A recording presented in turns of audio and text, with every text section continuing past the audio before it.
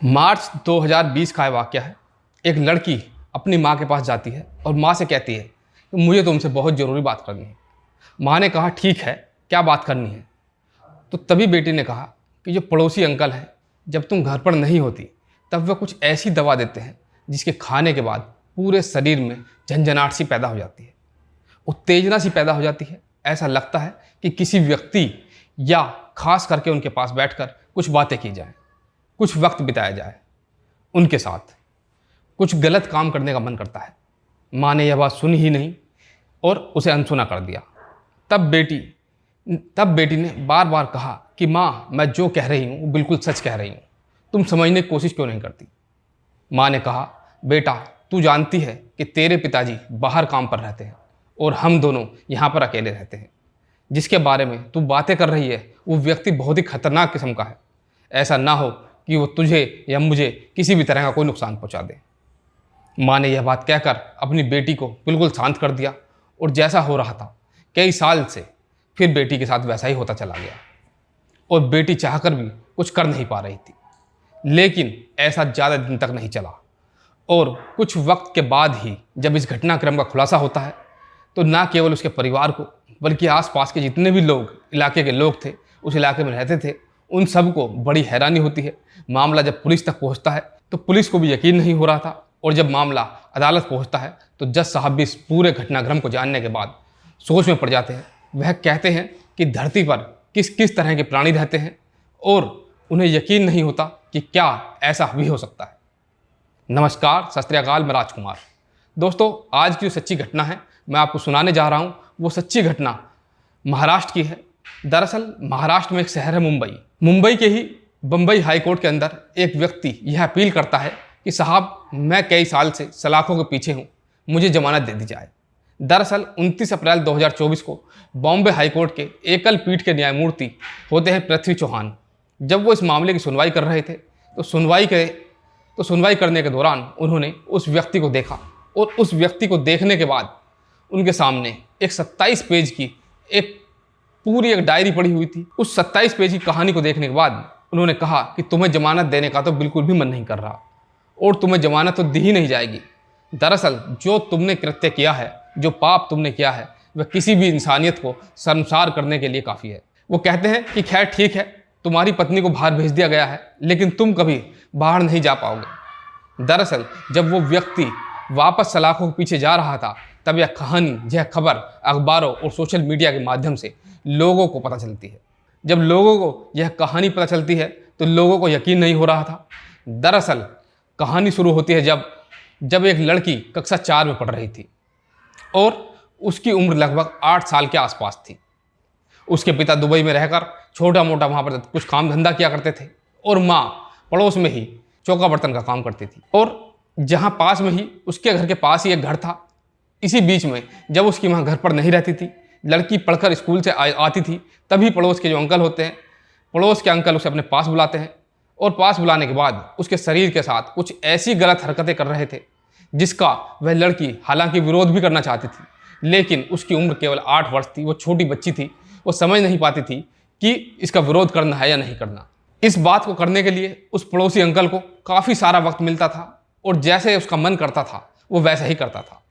उस 8 साल की बच्ची के साथ उन्होंने वैसा किया और जब उसकी माँ जाती थी तब वो उस लड़की से कहता था कि तुमने अगर अपनी माँ को यह कुछ बताने की कोशिश की तो मैं तुम्हें और तुम्हारी माँ दोनों को मार दूंगा। वो लड़की डर जाती है और डर के मारे अपनी माँ के पास जाती है और जो उसके साथ अभी 1-2 घंटे पहले तक हुआ था वो कुछ भी अपनी माँ को नहीं बताती है। कुछ वक्त बीत जाता है और वक्त बीतने के बाद फिर से यह महिला जब घर पर नहीं होती है, वह पुरुष जो उसका पड़ोसी होता है वह घर पर ही था, लड़की घर में ही थी, तब वह उसे किसी बहाने कुछ खाने का सामान देता था और उस खाने की चीज़ को खाने के बाद उस लड़की के शरीर में कुछ अजीब तरह की हलचल पैदा होनी शुरू हो जाती थी। तभी वह लड़की उसके पास पहुंच जाती है और उसके बाद फिर उसने वही हरकत करना शुरू कर दिया। यानी कि शुरुआत में ही उसने उस लड़की को कुछ ऐसी गोलियां दे दी थी जिससे कि उसके शरीर में उत्तेजना पैदा हो जाए और वो उसका फ़ायदा उठा सके, जिससे कि उसके शरीर के जो हार्मोन्स हैं वो अपने आप ही बढ़ने शुरू हो जाएं और उस लड़की का जो शरीर था वो कुछ अजीब सी हरकतें करने लगता था। महज कुछ ही महीनों के अंदर उसके बाद फिर उस लड़की के साथ उसने जब भी मौका मिलता तब उसके साथ वो गलत काम करता था, उसके साथ वो गंदा काम करता था। और वो भी लड़की समझ नहीं पा रही थी कि ये हो क्या रहा है, क्योंकि गोली खाते ही उसके शरीर में अंदर ही एक उत्तेजना बढ़ जाती थी। अब वो व्यक्ति जो बिल्कुल पड़ोसी था, उस लड़की के साथ वो शारीरिक संबंध बनाता था। इस बात की भनक ना उस लड़की की माँ को थी, ना उस लड़की के पिता को थी। धीरे धीरे वक्त आगे बढ़ रहा था। जब वो 8 साल की थी, फिर 9 साल की होती है, 10 साल की होती है, 11 साल की होती है, और लगातार साल बढ़ते जा रहे थे और ये सिलसिला लगातार इस तरह से चलता जा रहा था। और उस समय लड़की का शरीर उसकी उम्र से कहीं ज़्यादा विकसित होने लगा था। और उस व्यक्ति ने उसके साथ जो हरकतें करता था, चाहे वो प्राकृतिक हों, अप्राकृतिक हों, ओरल हों या जिस भी तरह की हों, वो उसके साथ सेक्स करता था। वक्त आगे बढ़ रहा था, वह उसे एक गोली देता था। उस गोली से उस लड़की को एक तरह की बीमारी हो जाती है। उस बीमारी का नाम होता है निम्फोफेनिया की बीमारी होती है। बताया जाता है कि इस बीमारी में शरीर के अंग भी विकसित हो जाते हैं, साथ ही एक ऐसी बीमारी हो जाती है जिसमें सेक्स की लत लग जाती है। यानी कि वो किसी भी हाल में, किसी भी सूरत में वो सेक्स करे बिना नहीं रह सकती थी। उस छोटी सी बच्ची के अंदर जब सेक्स करने की लत लग जाती है तो अब वो खुद से उस व्यक्ति का इंतजार करती थी, और कब उसे मौका मिलेगा, कब वो व्यक्ति आएगा, कब उसके साथ वो शारीरिक संबंध बनाएगा। और धीरे धीरे करते करते कई साल बीत जाते हैं। जब यह लगभग इस बात को हो जाते हैं 8 साल, तब मार्च 2020 में उस लड़की ने अपनी माँ को हल्का सा इशारा किया था कि पड़ोसी अंकल उसे खाने में कुछ ऐसी चीज़ देते हैं जिसकी वजह से, जिसके खाने से उसके शरीर में कुछ उत्तेजना पैदा होती है और फिर उसका मन करता है किसी के साथ गलत काम करने का। हालांकि उसने बिल्कुल सीधे तौर पर साफ साफ कुछ नहीं कहा था, सिर्फ गोलियों के बारे में बताया था। और उस बात पर उसकी माँ ने कोई ऐतराज़ भी नहीं जताया था और ना ही कोई विरोध किया था। हालांकि जो पड़ोसी था वो उसके साथ गलत काम किया करता था। उसकी पत्नी को भी इस बारे में जानकारी होती है, क्योंकि जब वो एक बार उस लड़की के साथ गलत हरकत कर रहा था तब उस पड़ोस की आंटी ने भी उसे देख लिया था, परंतु अपने पति को उस बेटी के साथ ऐसी हरकत करते हुए देखते हुए भी उसने उसका कोई विरोध नहीं किया। उस महिला ने अपने पति को बिल्कुल भी कुछ नहीं कहा, और इस कारण उसके पति ने अपनी पत्नी के सामने ही उस लड़की के साथ कई बार संबंध बनाए। अब जब लड़की 17 साल की हो जाती है तो मई 2021 को ये वाकया है कि वो जो लड़की है एक दिन अचानक घर से भाग जाती है एक लड़के के साथ। जब भाग जाती है तो उसकी माँ ने अपने पति यानी कि जो दुबई में सूचना भेजी कि तुम्हारी बेटी जो है अचानक गायब हो गई है। उसे हर तरफ तलाशा गया, ढूंढा गया, लेकिन नहीं मिली। तभी उसका पति दुबई से आता है अपनी बेटी को ढूंढने के लिए। तमाम कोशिश कर रहे थे, कोशिश करने के बाद भी कोई सफलता नहीं मिल पा रही थी। तब पति और पत्नी नज़दीकी पुलिस स्टेशन जाते हैं, और नज़दीकी पुलिस स्टेशन के जाने के बाद कहते हैं कि उनकी 17 साल की लड़की जो है अचानक से लापता हो गई है। आखिरकार वह कहाँ गई, कहाँ है, हमने सब जगह तलाश करने की कोशिश की है, परंतु वो नहीं मिल पा रही है। पुलिस इस मामले में सक्रिय होती है, मामले को गंभीरता से लेती है, क्योंकि वह लड़की अभी नाबालिग थी, वह केवल 17 साल की थी, उसकी उम्र पूरी 18 साल भी नहीं हुई थी। इसीलिए पुलिस ने मामले को गंभीरता से लिया। आखिरकार लड़की को तलाश करने के लिए पुलिस प्रयास जारी करती है। जब पुलिस इसे ढूंढ रही थी तभी उन्होंने कहा कि जहां लड़की रहती है दरअसल हम वो कमरा भी देखना चाहते हैं, कहीं कुछ ऐसा ना हो कि वो कहीं कुछ लिख कर गई हो या कुछ और क्लू हमें वहाँ से मिल जाए जिससे हम उस लड़के को आसानी से पकड़ लें। पुलिस ने जब उस घर की तलाशी लेनी शुरू की तो पुलिस को एक डायरी मिल जाती है। दरअसल ये डायरी लगभग 27 पेज की थी, और उसमें जो लिखा हुआ था उसको पढ़कर पुलिस सन्न रह जाती है। उस 27 पेजों के अंदर उस लड़की ने अपनी पूरी कहानी, अपनी ज़िंदगी भर की पूरी कहानी लिख रखी थी कि किस तरह से जब वह कक्षा 4 में थी, किस तरह से पड़ोस के अंकल ने उसके साथ पहली बार छुआ और किस तरह से उसके साथ गलत काम किया, किस तरह से पड़ोसी ने उसको गोलियां खिलाई और उसके शरीर की जो उत्तेजना उसने पैदा की, किस तरह से उसने ऐसी बीमारी लगाई जिसकी वजह से उसे सेक्स की लत लग गई। बिना सेक्स किए वो लड़की रह नहीं सकती थी। जब पुलिस को इस बारे में पूरी जानकारी मिलती है, पुलिस को 27 पेज की डायरी मिलती है। पुलिस डायरी को पढ़ने के बाद हैरान रह जाती है। अब पुलिस ने मुकदमा दर्ज किया। मुकदमा दर्ज करने के बाद उस व्यक्ति को भी और उसकी पत्नी को भी हिरासत में लिया जाता है। उन दोनों को गिरफ्तार करने के बाद जेल भेजा जाता है। जब इस महिला से यानी कि उस लड़की की माँ से यह पूछा गया कि जब लड़की ने तुमसे इस बात का जिक्र किया था तो तुमने कभी उसका विरोध क्यों नहीं किया, जब पड़ोसी तुम्हारी बेटी को परेशान करता था और तब तुमने पुलिस से मदद क्यों नहीं मांगी? तब तुमने अपने पति से यह कहानी बयां क्यों नहीं की? तब उसने कहा कि उसने डर लगता था कि कहीं ऐसा ना हो वो उसे या उसकी बेटी को कोई नुकसान पहुंचा दे।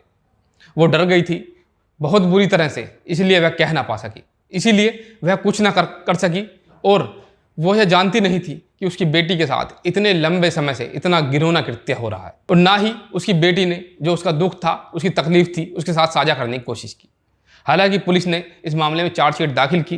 पड़ोसी पति और पत्नी को गिरफ्तार किया गया। गिरफ्तार करने के बाद जेल भेजा गया। जो पत्नी होती है वो बार बार यह अपील कर रही थी कि उसमें इसका कोई दोष नहीं है, जितना उसे दोषी बनाया गया है, इसीलिए उसे जमानत दे दी जाए। आखिरकार पड़ोसी की जो पत्नी होती है उसको तो जमानत मिल जाती है, लेकिन जो मेन मुख्य आरोपी होता है उसे लगातार 9 साल तक उस लड़की का जो रेप कर रहा था उसके साथ इस तरह से, चाहे वो प्राकृतिक हो या अप्राकृतिक, उसने हर तरह से उसके साथ बलात्कार किया। उसको जमानत नहीं दी जाती है। उस व्यक्ति ने जब बॉम्बे हाई कोर्ट में अपील की तो उसको जमानत दे दी जाए, तो जज साहब ने 27 पन्नों को पढ़ने के बाद कहा कि तुम जैसे व्यक्ति को समाज में रहने का कोई अधिकार नहीं है, तुम्हें समाज में रहने का कोई हक नहीं है। इस घटना को सुनने के बाद कोई भी हो, चाहे कैसा भी, कितना भी खूंखार व्यक्ति हो, उसकी भी आत्मा झकझोर जाएगी। लेकिन तुम जैसा व्यक्ति जमानत मांगकर क्या साबित करना चाहता है कि फिर तुम जाकर समाज में इस तरह की घटना को दोबारा अंजाम दोगे, किसी बेटी के साथ गलत काम करोगे, इसलिए तुम्हें जमानत नहीं मिलेगी। फिलहाल बम्बई हाई कोर्ट ने उसे जमानत नहीं दी, लेकिन यह घटना जब सोशल मीडिया के माध्यम से लोगों तक पहुंचती है, लोगों को जब इस घटना के बारे में पता चलता है, लोगों को यकीन नहीं हो रहा था कि एक व्यक्ति एक छोटी सी बच्ची के साथ इस तरह का कृत्य कर सकता है, वो भी तब जब वह 8 साल की होती है। उस लड़की को सेक्स करने की जो लत पड़ गई थी, इसीलिए उसे एक ऐसे लड़के की तलाश थी जिसके साथ वो भाग सके, जिसके साथ वो अपनी ज़रूरतों को पूरा कर सके। इसलिए हालांकि पुलिस ने उस लड़की को बरामद कर लिया था, और बरामद करने के बाद जब उसका मेडिकल परीक्षण कराया गया तो उससे सिद्ध हो चुका था कि उस लड़की के साथ वाकई बहुत गलत हुआ था। दोस्तों, इस पूरे घटनाक्रम को सुनाने का उद्देश्य आपको परेशान करना नहीं है, आपका दिल दुखाना नहीं है, बल्कि आपको सचेत करना है कि कहीं आपके आस पड़ोस में भी यदि आपको जागरूक करना है, आपको सचेत करना है, आपको बताना है, आपको जताना है कि आप अपने बच्चों से बीच बीच में बातें करते रहें, बातचीत करते रहें, वो किससे मिलते हैं, किसके साथ रहते हैं, क्या खाते हैं, क्या पीते हैं। दोस्तों, आप अपना ख्याल रखिए, सुरक्षित रहिए। फिर किसी अन्य कहानी के साथ मिलूंगा, तब तक के लिए नमस्कार।